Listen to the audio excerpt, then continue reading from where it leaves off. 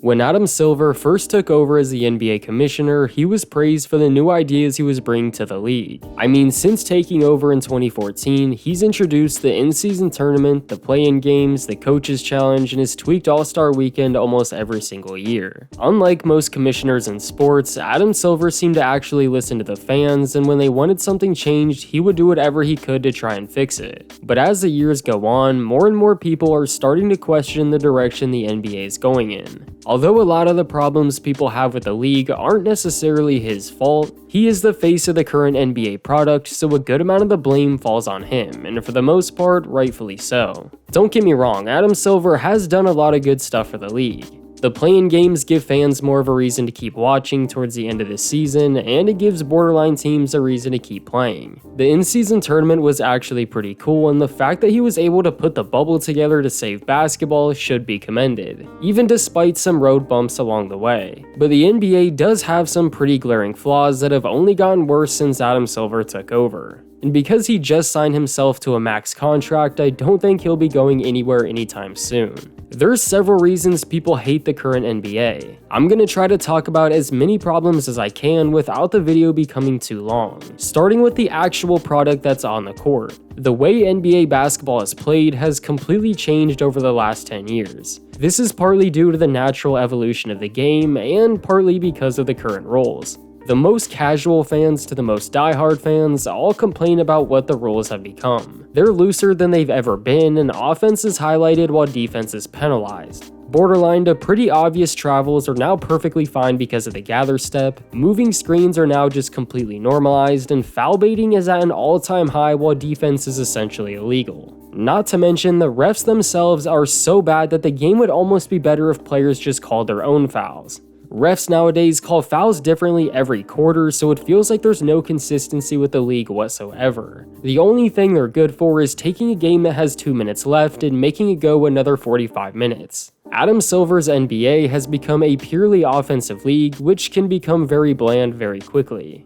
I'm not trying to sound like an old man screaming into the void, but I'm serious, the game feels entirely different than it used to. He's tried to counter load management, which I do respect, with a role that comes with entirely new problems. But another thing that has gotten significantly worse over the years is the league's presentation. The league's presentation and even the way they promote the league is absolutely garbage. The league fails to truly promote its new superstars, and the presentation for some of the biggest games of the year are just sad. The presentation of games, statistics, halftime shows, and just about anything created by the league or TV partners has gotten a lot worse. In a time where regular season games are technically more important than they've ever been, the league still manages to treat them all the exact same. And when it comes time for the playoffs, the presentation takes an even bigger hit. Fans wait all year for the playoffs. It's literally what everybody looks forward to. Unless your team sucks, well, then it's the draft. But the presentation fails to make these games feel any more special than a regular season game. If you actually go to an NBA playoff game, you can literally feel the energy in the air, but that energy doesn't get transferred to the broadcast at all. This isn't just the NBA's problem. This is a major problem with the presentation companies that actually do the broadcasting for these national TV games. ESPN is by far one of the worst culprits and has been for a while. The playoffs, and especially the finals, used to be presented in a way where you could feel the stakes, even if you weren't a fan of the sport at all. Small things like playoff and finals specific graphics, along with good pre-game, halftime, and post-game shows go a long way. Do you remember how hyped even pre-game intros were before playoff games?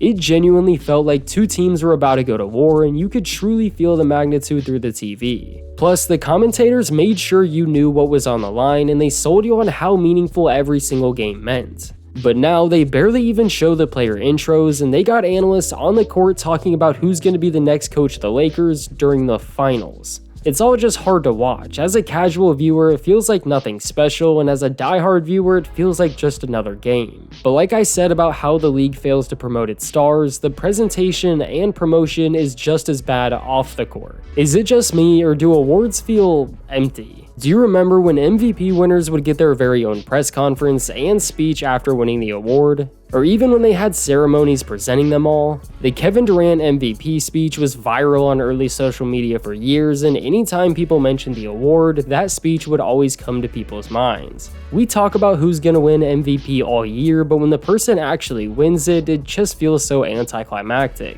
It really sucks how low effort a lot of the most important parts of the league are being handled, especially because we saw how much effort they put into the in-season tournament, and that was a major success. But you can't talk about the league's presentation unless you bring up the amount of ads that flood your screen when you're watching on TV. Adam Silver has made the NBA more profitable than it's ever been, which is great, but it's definitely coming at the cost of the product itself. The amount of advertisements that are constantly in your face when you're watching a game is just annoying. We literally just saw this in the finals. There were 3 different YouTube TV ads that were placed on the court, and there was a YouTube TV ad on the scoreboard. That doesn't even include the Michelob Ultra ad on the baseline and the TD Garden logo, which isn't usually a problem, but it is when there's 50 other ads around it. I'm watching YouTube TV presented by the NBA Finals. And where's the trophy that should be on the court? We've been asking for that back for years. They can make 30 new courts for the in-season tournament, but can't do anything for the finals. It's even worse when you think about what they're actually promoting. The next thing I'm gonna bring up isn't necessarily on Adam Silver, but it's what I think is hurting the NBA the most.